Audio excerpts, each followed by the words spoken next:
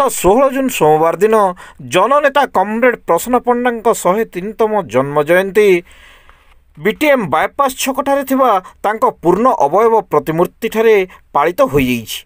एही अवसर में दलमत निर्विशेष आयोजित जयंती सभारे बहु राजनेता समाजसेवी तथा प्रसन्न पंडा अनुयायी माने जोग देइथिले।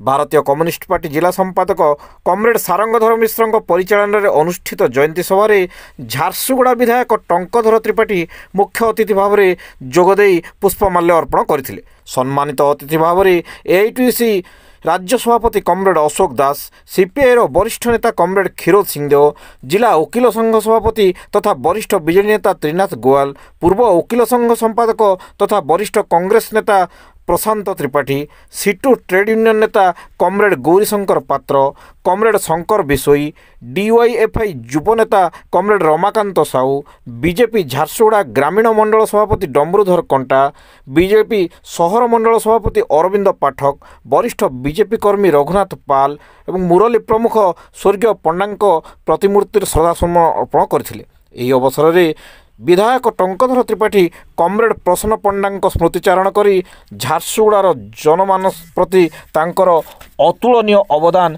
चिरस्मरणीय होई रहिबो बोली कहिथिले। कार्यक्रम में बहु संख्यार जनसाधारण उपस्थित होई सेमानंक देवतुल्य नेतांकु पुष्पार्घ्य अर्पण करथिले।